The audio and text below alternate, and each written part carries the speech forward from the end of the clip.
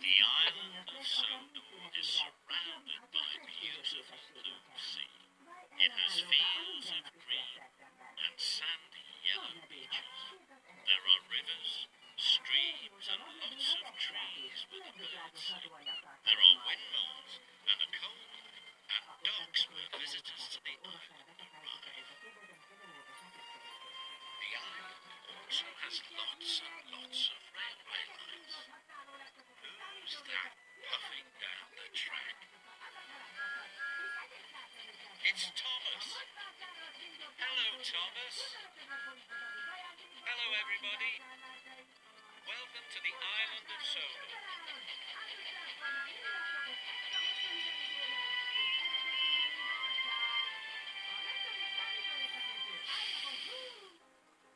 Thomas and the Big Bang.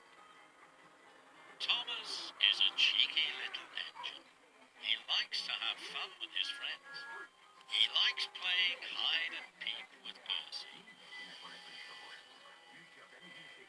And he enjoys joking with James. One day, Thomas was fitted with a brand new whistle. The whistle gleamed, and Thomas beamed. And he blew it all day long. He blew it softly, and he blew it loudly. He blew it in stations, and he blew it in Misty Valley. Thomas thought it the most wonderful whistle he had ever heard. Thomas puffed into the wharf with a train of empty trucks. The thin controller was there. Thomas, he said, the narrow gauge engines are bringing bricks, flour and timber. They must be loaded into your trucks by tea time. The thin controller left. Thomas felt very happy, so he blew his new whistle loudly. Rheneas was surprised. He jumped and biffed into his trucks. Skarloey and Sir Handel laughed. Even Rheneas thought it was funny. That was fun, tooted Thomas. Now he wanted to play more jokes and have more fun. So Thomas chuffed off to look for another engine to peep. Later, Rusty puffed into the wharf. He was shunting trucks full of bright red bricks. They were to be unloaded into Thomas's empty trucks. But Thomas wanted to have more fun. He rolled up behind Rusty. Rheneas and Skarloey held their puff. Thomas blew his new whistle, peep. Rusty jumped and he biffed his trucks. Rusty was covered in red brick dust. Skarloey and Rheneas both laughed.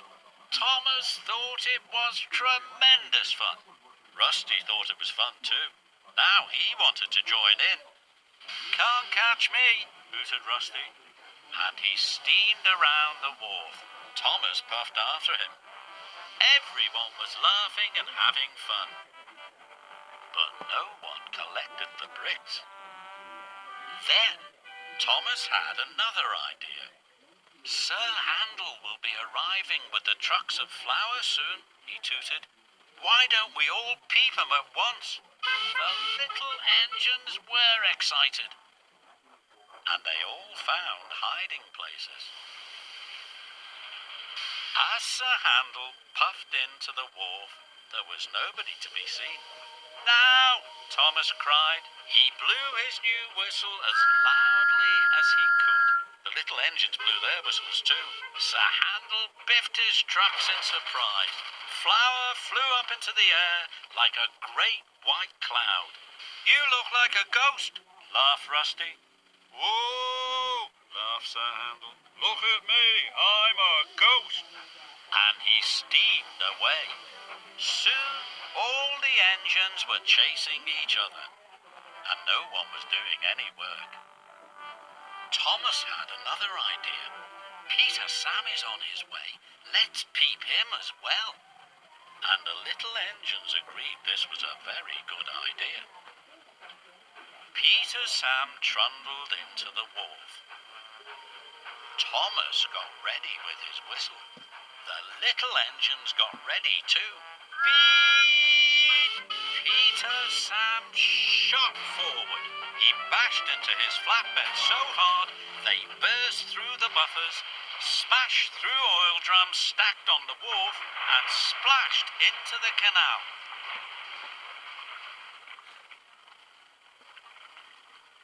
"Oh, my!" cried the little engines. "Cinders and ashes!" cried Thomas. The thin controller arrived at the wharf. "What has been going on here?" he said sternly. "There are bricks all over the rails, flour all over the warehouse, and now timber is in the canal."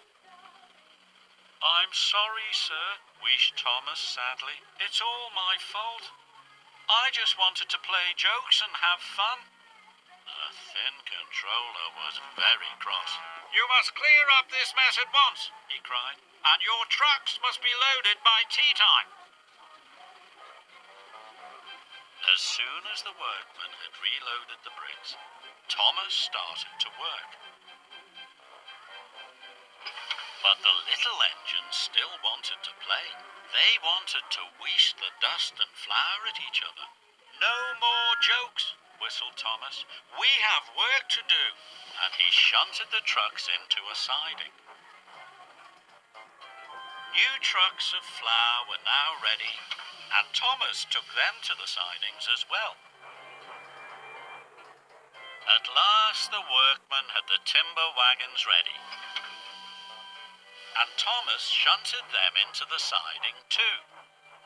Finally, Thomas had one long train of bricks, flour and timber, and it wasn't even tea time.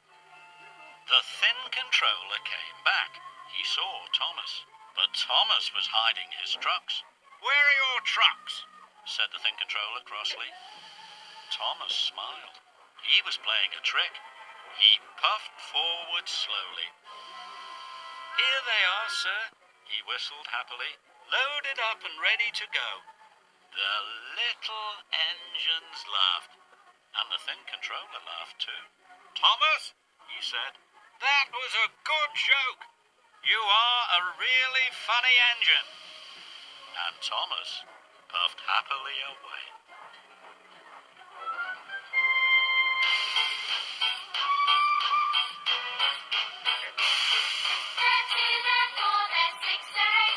Shunting trucks and hauling freight, red and green and brown and blue, they're the really useful crew. All in different roles to play, round in the sheds or far away, down the hills and round the bends, Thomas and his friends. Thomas, he's the cheeky one. Jane, his fame but lots of fun. Percy, pulls a man on time. Gordon, thunders down the line. Emily, really knows her stuff. Henry, toots and huffs and puffs. Edward, wants to help and share. Toby, well let's say he's square. They're two, they're four, they're six, they're eight. Shunting trucks and